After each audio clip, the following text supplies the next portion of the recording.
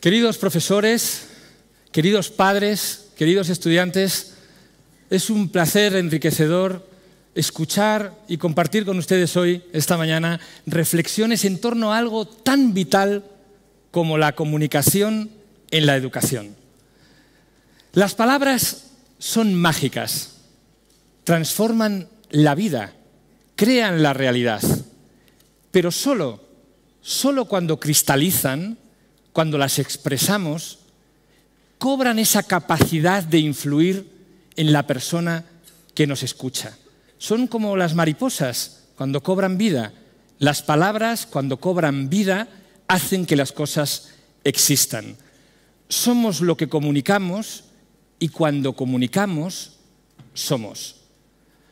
Hace 31 años, mi profesora me escribió 28 palabras que cambiaron e influyeron definitivamente en mi vida.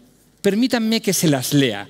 Las escribió en este libro de escolaridad hace 31 años y las conservo porque hay que conservar las cosas importantes.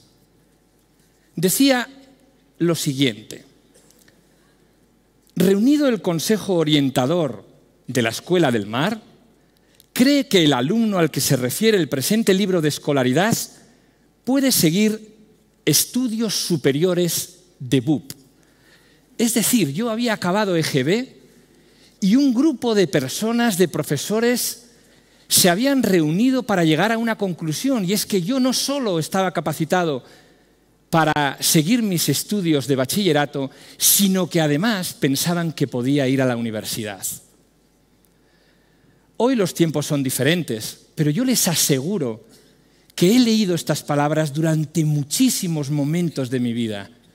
En momentos en donde me desanimé, en donde pensé en que yo no estaba capacitado para estudiar, en momentos de cambio, en turbulencias económicas. Estuve a punto de dejar mi gran pasión, que era estudiar periodismo.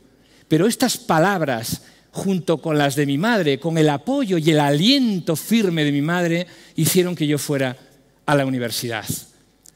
Estoy convencido de que cada día ustedes trasladan a sus hijos, a sus estudiantes, mensajes que les ayudan a encontrar el camino, a alumbrar la luz, a reorientar, a fraguar una actitud, una conducta. Por eso yo hoy quiero reconocerles a ustedes el trabajo fundamental que desarrollan y sobre todo la importancia que tiene la comunicación en la educación. La comunicación es una habilidad que se puede entrenar, que se puede aprender. La comunicación, amigas y amigos, es la herramienta fundamental que utilizamos en el ámbito profesional. La comunicación sirve para reorientar estados y situaciones en la empresa, en la organización. Sirve para impulsar proyectos, sirve para resolver conflictos, sirve para motivar equipos. Es la herramienta que utilizamos todos los días.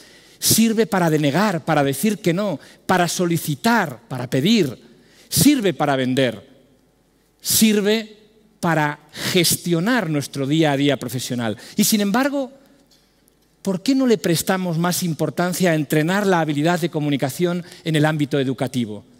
Hay excepciones, desde luego, y aquí hay hoy presentes directores de colegio, profesores que son sensibles y que están tratando de introducir de alguna manera, como actividad extraacadémica, elementos que ayuden a mejorar la habilidad de comunicación. Pero en líneas generales podríamos decir que hemos creado un sistema en donde el conocimiento va del profesor al alumno por vía oral y ese conocimiento viene de vuelta por vía escrita. Es imprescindible que entrenemos la capacidad oral de demostrar la actitud y el conocimiento que tienen nuestros estudiantes. En España tenemos grandísimos profesionales. Estamos haciendo grandes obras, grandes infraestructuras en el campo de la ingeniería civil. Estamos haciendo el AVE de Medina a la Meca en medio de un desierto que se mueve con las tormentas. Tenemos a doctores dirigiendo hospitales en Nueva York. Pero, sin embargo, cuando esos grandes profesionales tienen que participar en foros o tienen que enfrentarse a retos comunicativos, les falta un método, les falta un mecanismo para poder ordenar toda esa información. Nosotros en el Instituto de Comunicación Empresarial tenemos la oportunidad de hablar con esos grandes profesionales y me gustaría compartir con ustedes lo que nos dicen, lo que dicen esos adultos cuando tienen que enfrentarse a algunos retos comunicativos. Hay algunos casos extremos y les diré simplemente que algún director general de una empresa multinacional se llegó a desmayar antes de hacer una intervención en un foro internacional. Es extremo, ¿de acuerdo? Pero es muy habitual que haya muchísimas personas que tienen tensión y que tienen miedo escénico. Hay muchas personas que lo pasan muy mal el día anterior antes de intervenir en público. Nos contaba una directiva que llegó a ir a Bruselas a dar una conferencia y volvió a España sin darla porque no tuvo el valor para enfrentarse a aquella situación. Los profesionales y los directivos también nos cuentan que les faltan herramientas para organizar la información. No saben cómo empezar a hablar, no saben cómo terminar. Les cuesta trabajo encontrar qué es lo importante para el público o para el receptor. Es importante que encontremos también un mecanismo para organizar la información. También nos consultan dudas de comunicación no verbal, no sabemos qué hacer con las manos, no sabemos si mirar al público o no, o como alguno de estos gurús que escriben y que dicen que lo bueno es imaginarse al público desnudo. Yo no lo estoy haciendo, se lo aseguro. Me está ayudando no hacerlo, porque me desconcentraría. Así que tenemos, por un lado, un sistema educativo que podemos mejorar y yo estoy seguro de que hay en todos nosotros esta sensibilidad hacia la mejora. Permítanme que, con toda humildad, comparta con ustedes algunas claves, por si les sirve de orientación. La primera es la reflexión con la que comenzábamos. Lo que no se dice no existe. Recuérdenlo, si no se expresa algo por escrito o de una manera gráfica, no existe. Por cierto, permítanme que pida un aplauso para Fernando de Pablos, que está haciendo un trabajo magnífico de expresar con dibujos y con gráficos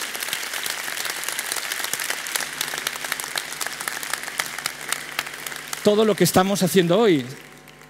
Le he preguntado antes, ¿cómo denominas tu trabajo? Y por favor, dímelo en español.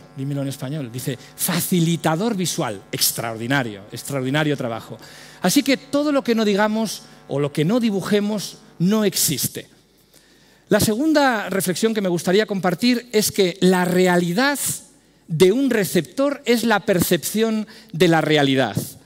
Y déjenme que comparta también con ustedes una historia que escuché en el programa de televisión El Hormiguero, en donde a veces, ya saben que divulgan testimonios de niños. Un padre le dice a Eva, de 6 años, ¿tienes ganas de ir al colegio? Y Eva le dice muy seria, no. Así que el padre insiste y le pregunta, ¿y por qué no tienes ganas de ir al colegio? Y la niña, Eva, le dice, porque nos ponen muchísimos trabajos y además ni pagan ni nada. Es decir, que en el mundo de Eva hay esa concepción de la realidad. Y esto, si lo llevamos al mundo de los adultos, ocurre exactamente igual. Cuando nosotros le decimos a alguien, mándame en cuanto puedas un presupuesto o este informe, ese en cuanto puedas es diferente para el emisor que para el receptor y por eso se crean confusiones. En comunicación se generan distorsiones en la comprensión del mensaje, generalizaciones y también omisiones. El tercer elemento que me gustaría plantearles es la necesidad de planificar. Es importante que el estudiante comprenda que la comunicación necesita un esfuerzo. Debemos de olvidarnos de ese parámetro que parece que está muy instaurado en España y que consiste en que la improvisación es el mejor camino. Al contrario, como para cualquier acción relevante, es imprescindible que planifiquemos. Además, me gustaría hacer una mención que tiene que ver con la necesidad de escribir lo que vamos a decir en alto. Independientemente de que hayamos elegido ciencias o matemáticas, es imprescindible que recobremos el hábito de escribir, porque si no, luego lo que ocurre es que es muy difícil recorrer el territorio que hay de una idea a la palabra. Es imprescindible retomar el hábito de la escritura. Como consejo o recomendación particular, yo les animaría a que animen a sus alumnos a hablar en alto, a hacer esa intervención en alto. Es fundamental también que lean en alto sus textos o textos de literatura, pero es importante ejercitar la capacidad de la lectura. Y luego permítanme también que hagan una pequeña reflexión sobre las muletillas del lenguaje. Ustedes seguro que han escuchado el antes de empezar, el bueno, el pues. Seguramente habrán escuchado a jóvenes que dicen, ahora voy a hablar yo, ¿vale? Pues vale, pues vale, pues vale.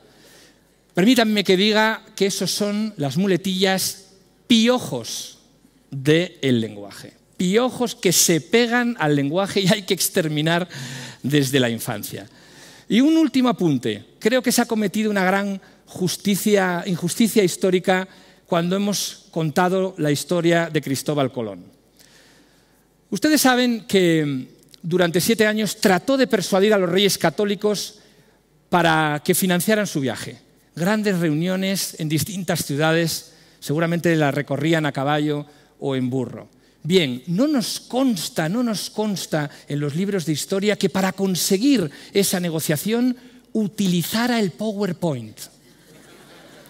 No consta, debería de figurar en los libros de texto. Así que, si nos sobra un poquito de champú de los piojos de las muletillas, le damos un poquito al PowerPoint para ver si lo reducimos un poco. Bueno, me gustaría, como les veo tan animados, que se pusieran por favor en pie. ¿Les apetece? Pónganse en pie, por favor.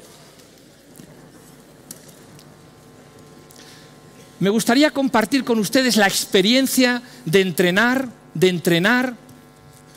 un patrón gestual.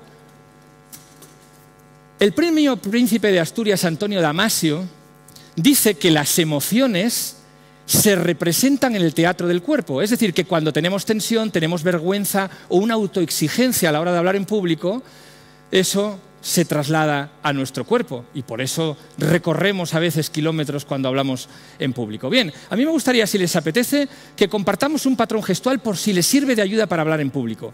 Vamos a situar los pies a la altura de los hombros, es decir, quiero decir, con la misma distancia que tienen los hombros, sin adelantar un pie hacia adelante y sin adelantar un pie hacia detrás. Vamos a intentar hablar en público en esta posición.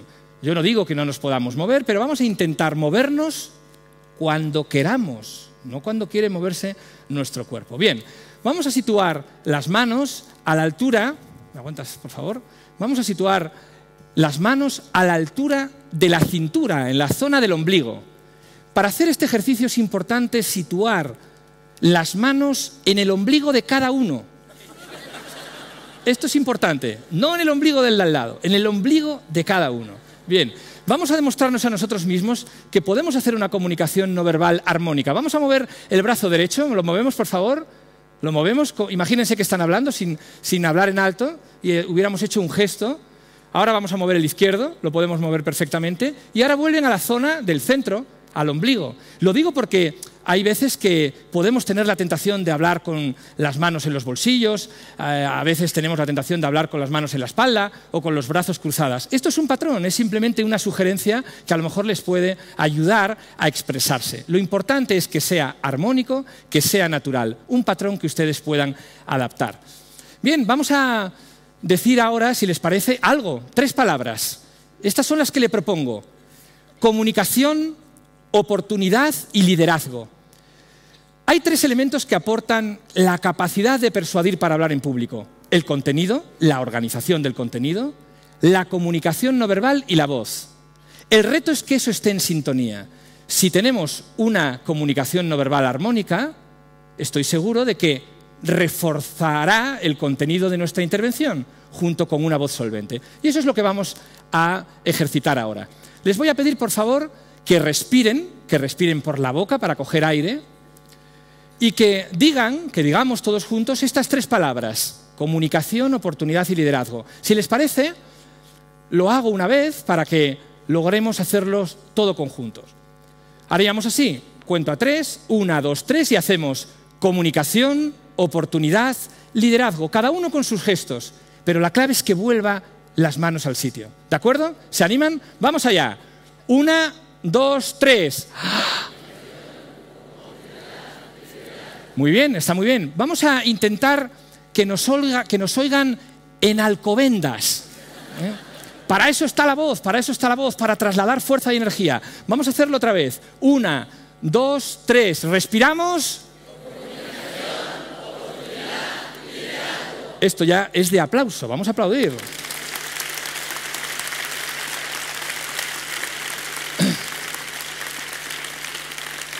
Lo ideal sería que en una charla pudiéramos decir comunicación, oportunidad, liderazgo y marcharnos, pero no, hay que decir algo más. Bien, vamos a decir algo más, vamos a decir éxito profesional. Éxito profesional. Y yo les animo ahora a que trabajemos otro elemento importante de la comunicación, las pausas. Así que cuando lleguemos al liderazgo, vamos a contar a 2. Y para facilitar el contar a 2, yo voy a hacer así.